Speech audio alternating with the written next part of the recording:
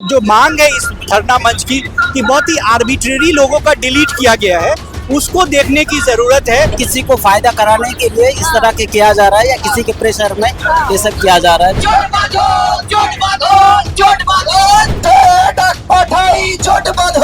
कि हम चाहते हैं कैसे भी करके इस एसआईआर को बातिल किया जाए। पीएम चुना गया जिस वोटर लिस्ट के तहत, अभी उस वोटर लिस्ट को आप उसको हटा के नया वोटर लिस्ट लेके आना चाह रहे हैं। 2026 का जो विधानसभा चुनाव है वो नजदीक है पश्चिम बंगाल में, और स्टिल नाउ जो आम पब्लिक है पश्चिम बंगाल के, they are facing SIR problems. किसी का नाम डिलीट हो गया, कोई जवाब नहीं है, किसी का नाम अंडर एडजुडिकेशन में है, इलेक्शन कमीशन से कोई जवाब नहीं है, मतलब they are still confusing before the election. अब देख रही है मेरा पीछे जो चल रहा है ये एसआईआर के लिए प्रोटेस्ट चल रहा है। They are protest against SIR, क्योंकि किसी के पास पासपोर्ट है, किसी के पास सारे डॉक्यूमेंट्स है, माता पिता का नाम 2002 के लिस्ट में, still they are deleted from the list, तो कुछ जवाब नहीं है। इसलिए सवाल उठ रहा है कि पश्चिम बंगाल में 2026 का विधानसभा चुनाव से पहले क्या हो रहा है, ये विधानसभा चुनाव सही है या नहीं है। तो चलिए हम उन लोगों से बात करते हैं जिसका नाम डिलीट हो गया है, जिसका नाम अंडर एडजुडिकेशन में है,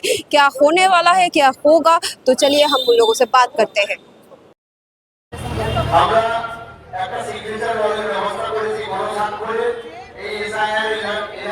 বাতিল করানোর দাবিতে আপনারা সেখানে গণস্বাক্ষরটাও করবেন। আপনারা জানেন আমাদের কলকাতার অসংখ্য মানুষের অসম পরিশ্রমের ফলে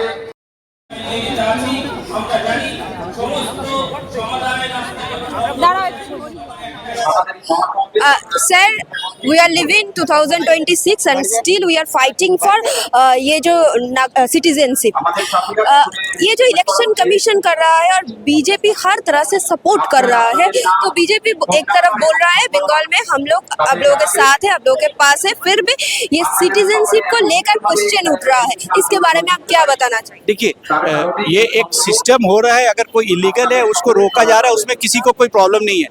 लेकिन जिस तरीके से बंगाल में खासकर एसआईआर का पूरा प्रोसेस हुआ है, जो एक ओपेसिटी है, पहले जो चीफ इलेक्शन कमीशन है ये उनका स्टेटमेंट है, जिनका 2002 में लिस्ट में नाम है उनको कोई डॉक्यूमेंट्स की जरूरत नहीं है, नाम दे दीजिए।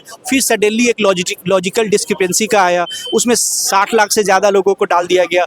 उसके बाद फिर उसमें आपका अंडर एडजुडिकेशन की एक लिस्ट आ गई, उसके बाद 27 लाख लोगों का नाम उसमें से डिलीट कर दिया गया है। और ये सारा बहुत ही ओपेक सिस्टम रहा है, कुछ क्लियर नहीं है क्यों हो रहा है, किसके लिए हो रहा है, और बहुत ही कई जगह आर्बिट्रेरी लगा है नाम का। जैसे अभी ही एक जर्नलिस्ट मेरा नाम लिख रहे थे, मैंने बोला मोहम्मद रियाज, उन्होंने RIYAZ लिख रहे थे, मैंने कहा नहीं REYAZ लिखिए। मतलब सिर्फ एक स्पेलिंग के लिए अंडर एडजुडिकेशन। जैसे मेरा एक दोस्त है, उसका नाम है उसके फादर का नाम है अब्दुल कुछ सहाना, अब्दुल मोहम्मद सहाना, जैसे मान लीजिए। अब कहीं पे लिखा हुआ है मोहम्मद सहाना, कहीं पे लिखा हुआ है अब्दुल मोहम्मद सहाना, कहीं पे लिखा हुआ है कुछ इस तरीके से। ये 3 नाम का ये है, ये सबका ही होता है ऐसा है इंडिया में, बहुत से लोगों का। मेरा नाम है मोहम्मद रियाज, मेरे फादर का नाम है मोहम्मद रियाज अहमद।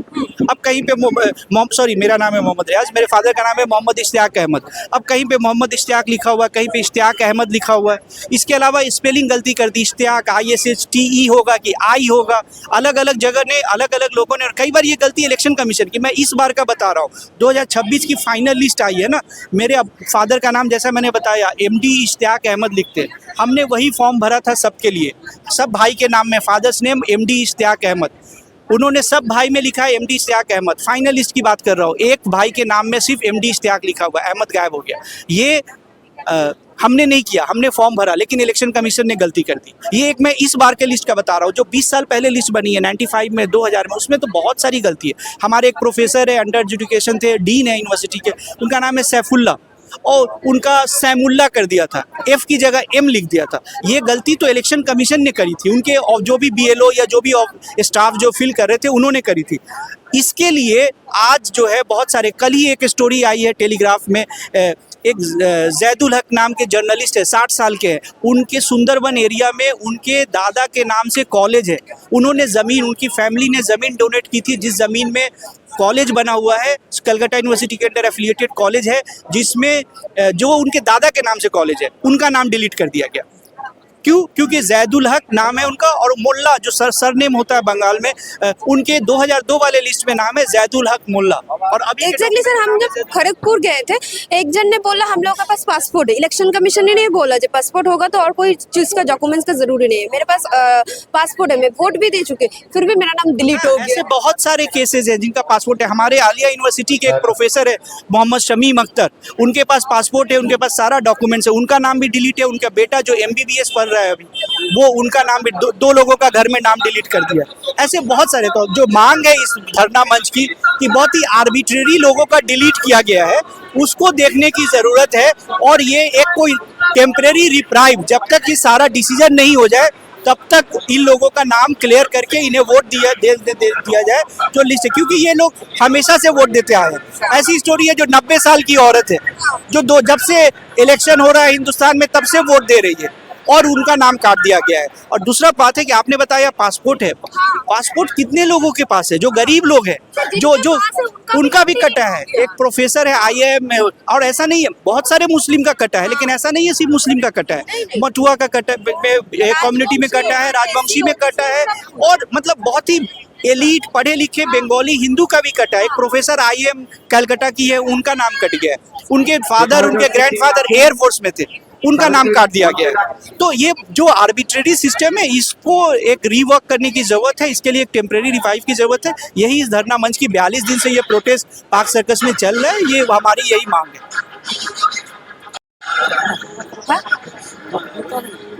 सर, आपका नाम डिलीट हो गया, हाँ, क्या हुआ? आपका नाम 2002 में था? मैं तो उस वक्त वोटर नहीं था, मेरा एज 18 तक नहीं पहुंचा था। अच्छा। तो उस वक्त मेरा नाम नहीं था, लेकिन मेरे पापा का, मेरे भाई का और मेरे दूसरे भाई बहन का नाम था इसमें 2002 में। उनके साथ मैंने मेरा लिंक किया हुआ था। तो उसके बाद मेरा नाम अंडर एडजुडिकेशन में दे दिया। हालांकि मेरे पास क्या कहते हैं तमाम डॉक्यूमेंट्स हैं पढ़ने लिखने के। मैंने JNU से मैंने ग्रेजुएशन किया है, MA किया है, MPhil किया है, PhD किया है। फिलहाल मैं जामिया आलिया यूनिवर्सिटी में 2013 से मैं असिस्टेंट प्रोफेसर हूँ। मेरे पास पासपोर्ट है, तमाम डॉक्यूमेंट्स है। उसके बाद भी मेरा नाम डिलीट कर दिया गया है।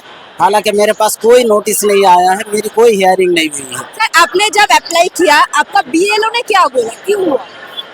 BLO कुछ क्लियर नहीं बोल पा रहा। BLO बोल रहा है कि कुछ लोग का लिस्ट में नाम आया था, उनको डॉक्यूमेंट जमा करना था, तो कुछ डॉक्यूमेंट्स हमारे पास से ले गया BLO, उसके बाद सबमिट किया है।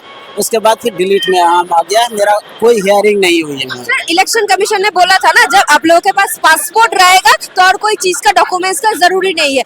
आप तो इस देश का नागरिक है, आपके पास पासपोर्ट है, आपका माता पिता का नाम 2002 का लिस्ट में है, तो रीजन क्या है डिलीट करने का? आपने कुछ सोचा? आपका पास कोई जवाब आया? इसका जवाब तो हमें कुछ नहीं समझ में आ रहा है, ये क्यों कर रहा है। तो मुझे तो यही लग रहा है कि किसी खास पार्टी को नफा पहुंचाने के लिए, 2026 का जो इलेक्शन है उसमें फायदा करने के लिए, किसी को फायदा कराने के लिए इस तरह के किया जा रहा है, या किसी के प्रेशर में ये सब किया जा रहा है। मुझे जो तक समझ में आ रहा है यही आ रहा।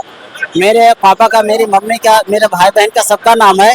2077 में मेरे दादाजी का नाम है, मेरे चाचा का नाम है। इवन 1977 में तमाम नाम है। इवन 1956 का भी मेरे पास है, उसमें मेरे दादाजी का नाम है और दूसरे लोगों का है।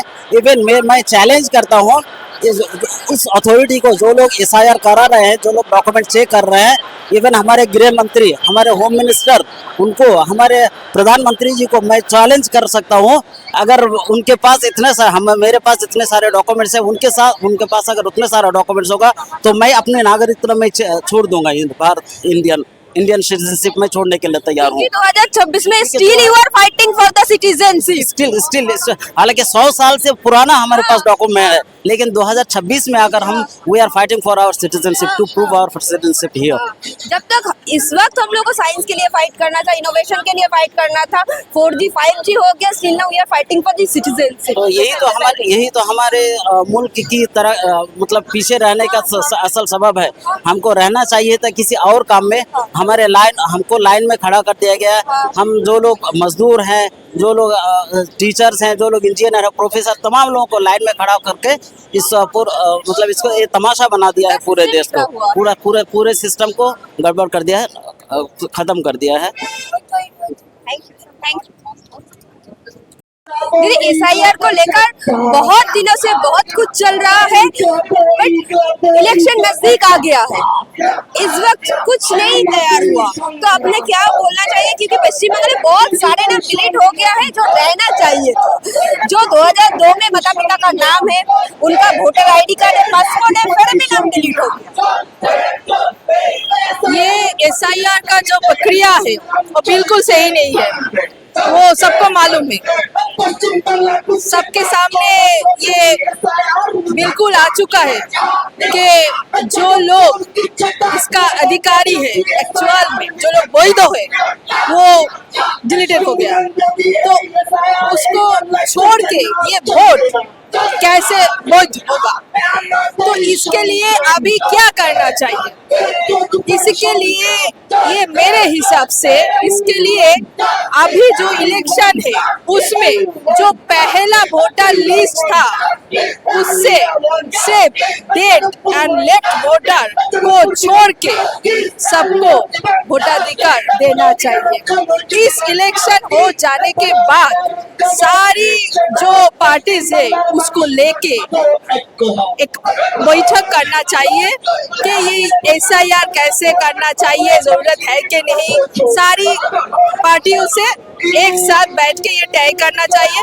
अगर ये एसआईआर करना सही है, मेरे हिसाब से अलग है, किसी हिसाब से अलग है, तो उसके बाद इलेक्शन के बाद बहुत माइनोटली, बहुत धीरे से ये एसआईआर प्रोसीड्यूर करना चाहिए। ऐसे करना चाहिए कि कोई भी एक भी वैध वोटर उसका डिलीट नहीं होना चाहिए, कोई भी, एंड हैरान भी नहीं होना चाहिए, धीरे से करना चाहिए। ये प्रोसीड्यूर लेंदी प्रोसीड्यूर बहुत माइनोटली ये करना चाहिए, क्योंकि अभी इस इलेक्शन एसआईआर में हम लोग देखा है, खुद उनसे मुख से सुना है, जो लोग गरीब है, जो लोग उनका पैसा है तो वो छुट्टी ले सकता है, पर जो गरीब है उसको तो छुट्टी भी नहीं मिल रही है, तो वो जहाँ काम करता है वहाँ से बार